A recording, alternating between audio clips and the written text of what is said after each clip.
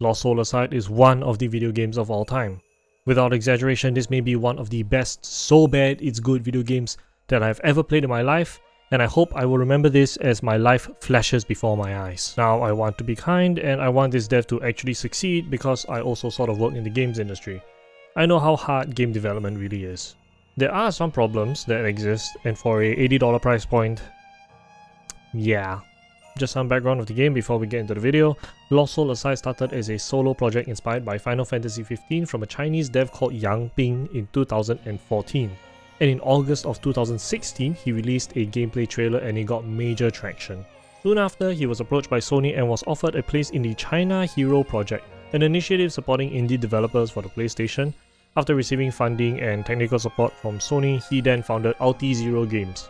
In 2017, bringing the workforce count from 1 to an estimated 10, and will continue to grow over to 30 by 2021.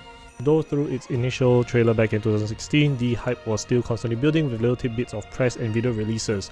It reached unimaginable heights with its 18-minute video released in 2021, which contained actual combat, traversal and in-game cutscenes all captured in-engine. Following that, about a year later, was the official Lost Soul Aside 2022 trailer, containing everything that a gamer would need to know if this was their type of game.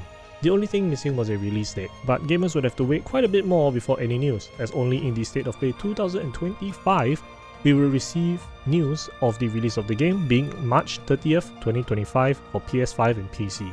Through some development hell like delays, console shift and some scope issues, that brings us to 29th of August 2025. The true release of Lost Soul Aside. To preface, I've played the game for about 10 hours, 3 hours on stream on twitch.tv/xtaya, there's 2 eyes, come drop by, who knows, you might get some inches on your wiener, and the rest of it was offline. But I do plan on continuing to play, I just have so many thoughts of the game, I just have to talk about it. So everything I say is up to where I am game-wise. Now I want to go deep into the cheeks of this game, so let's just talk about how the game is before actually getting to the technical stuff. Lost Soul Aside is unintentionally the funniest fucking game I've played in a very long time. It's very clearly trying to be serious in a grand epic tale of a greater evil against humanity. The opening cutscene is literally a dream sequence of a war between humans and monsters, and so you control some godlike entity turning the tides of war battle, and some weird giant thing comes and fucks it all up. The story of this game moves at a rocket's pace. Everything is just spat out to you without any time and place for you to absorb what's being said and felt.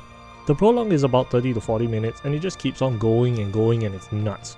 Better yet, the pace doesn't even slow down after the prologue because you're constantly introduced to these new plot points that have way more implication than it's supposed to have, and even more characters even before you start caring about the ones that currently exist. It's really messy, it's really confusing, but goddamn, I fucking love it. It reminds me of these Chinese vertical TikTok dramas that my mom watches as side content when she's playing Monopoly Go. It's all so dramatic, it's supposed to be taken seriously, but it just isn't. I was talking to a friend about how this reminds me of the Twilight movies, where everything's so gritty and dark with a dark blue filter on. But if you just take 1 second to think about it, it's all really dumb. Now look at Kaiser, right? He's your typical ikemen shonen terrorist protagonist. He has a loving sister and he's an all-around stand-up guy. He sees a kid get fucking blasted by some guard and he decides to take it upon himself to sort shit out. Even after losing his sister when the monster put a lost soul aside, in the prologue he still does the classic hero thing and trudges along without much else than a tiny chip of urgency in his shoulder. I do want to pivot to the voice acting in this game because it's fantastic. I cannot get over how everything sounds so unnatural to me. It's pretty obvious to me that there was close to no voice direction because every sentence alone was not a conversation. The characters aren't talking to each another, they are looking at a script and then they are talking to each another as if they are in separate rooms. On Twitter you can find this really popular clip of Kaiser falling off some cliff and rebar, and the thing is just listen to it.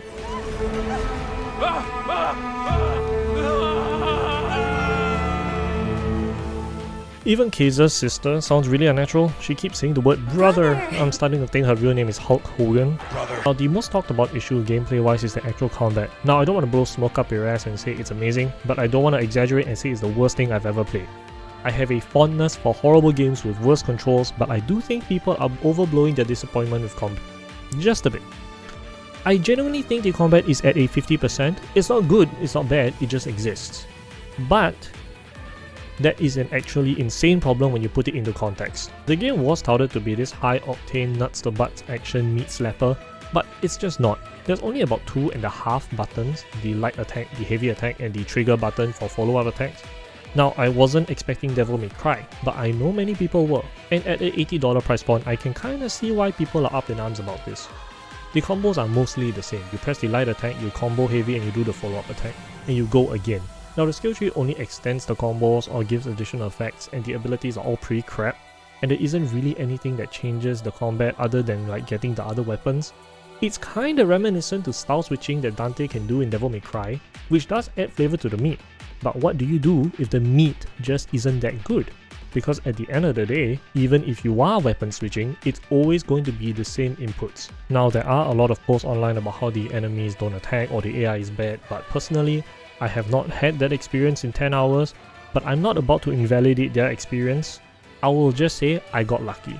So after a few hours of fighting the mobs and bosses, I still can't say I dislike the combat, but I'm definitely more the forgiving type. And it's not like it's all bad, like there are some strokes of inspiration where the fights are quite fun and the mobs and bosses actually teach you the importance of being a good gamer. Like the first actual boss teaches you the importance of timing, the second boss teaches you about patience and respecting distance when it's needed. It's a good foundation, it just needs some work. Now to the actual serious shit, which is how the game runs and all the technical stuff that many people are really hating the game for. And unfortunately, I in good conscience cannot defend the game for this. Lost Soul aside is not cheap. For me it is 80 Singaporean dollars, that's like a week or more worth of groceries. So if you want to tell me you are more worth than me getting my stomach full, you have to really put your dick on the table. To start off, the performance is ass, it is so bad. I can't actually tell you why it's bad because I'm more of an animator, but I do a lot of research and have a decent understanding of many different game engines like Unreal and stuff like that. And Lost Soul aside was developed in Unreal Engine 4. It's pretty clear there's a lot of optimization problems paired with maybe some development funk. Nowadays it's kinda the standard to release a barely functioning game and fix it later, or sometimes just don't even fix it, make it worse. But it really sucks when there are fans of the game like me who have waited a really long time to play this, but they can't because it's just not built well enough. Before you reach fuckfaces saying it's my PC's problem, I'm running a 3090 which is not the best, but there are people who are running 1590s and they can't even get consistent 60 frames. Now I do want to say, game optimization is the unsexiest part of game development. It is tedious, it is lengthy and it is relatively thankless, but it is necessary. I want to talk about audio before getting to the actual bugs. The music is alright, but the sound effects are unfitting at best. Like, the sword swinging and making connections with enemies sound more like a wet noodle on a marble surface, not a flash of steel or metal clinging and clanging and banging. Right here, right now!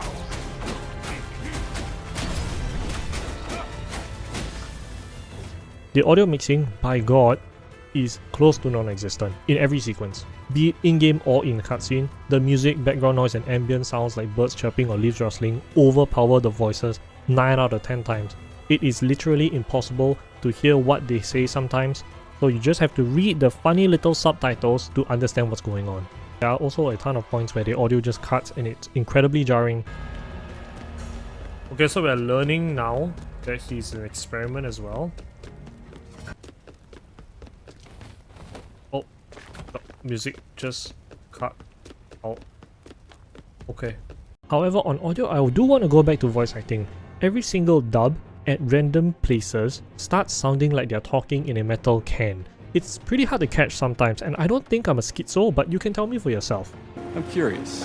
Why would an archaeologist like you want to make a stand against the Empire? それよりあんたみたいな考古学者がどうして帝国に逆らうんだ Is the audio weird? Now there are so many bugs in this game that I could not tell you if they were bugs or features.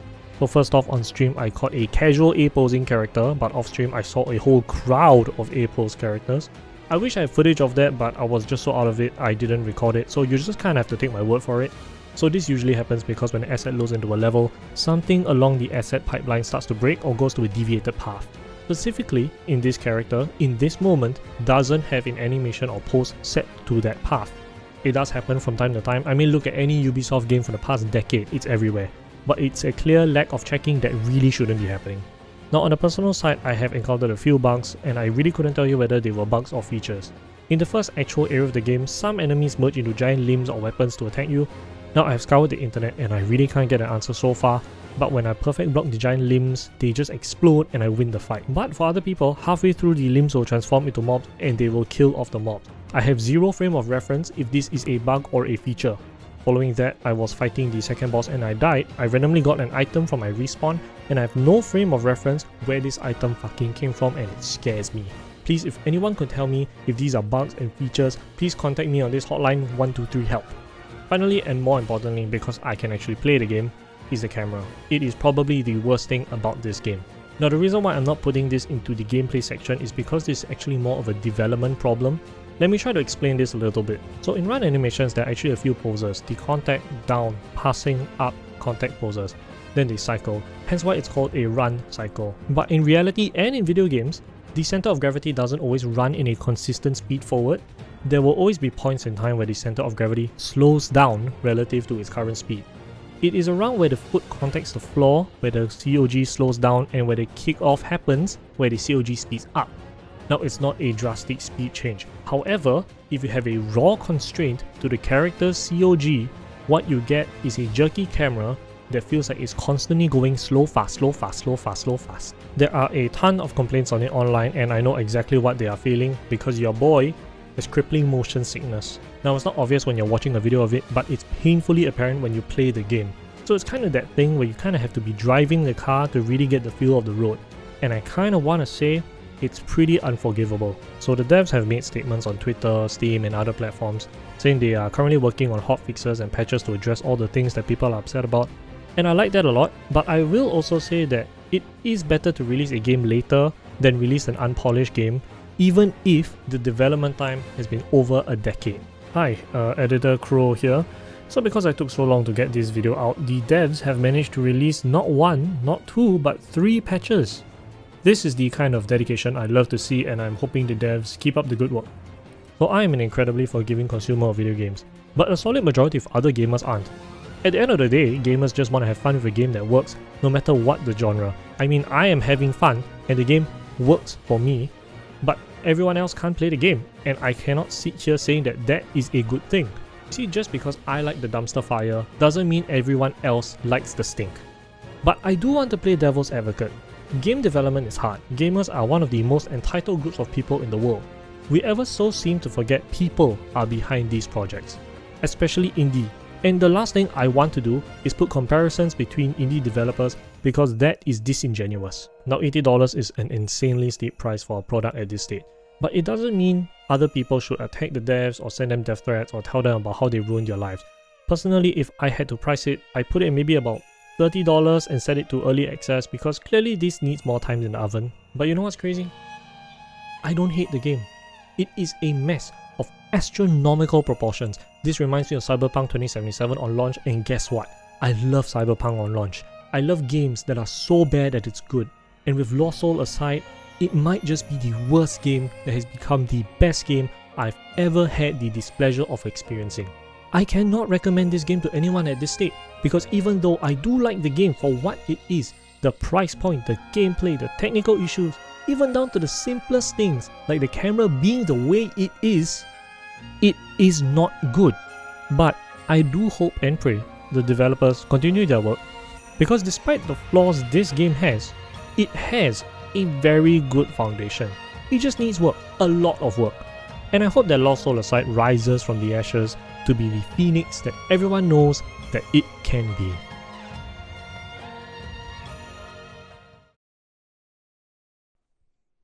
What do you think about the Kaiser fit, by the way? Not bad, eh? Check it out. Not bad, yeah? I mean, I got a bit of a slouch, but fuck it, who doesn't, right?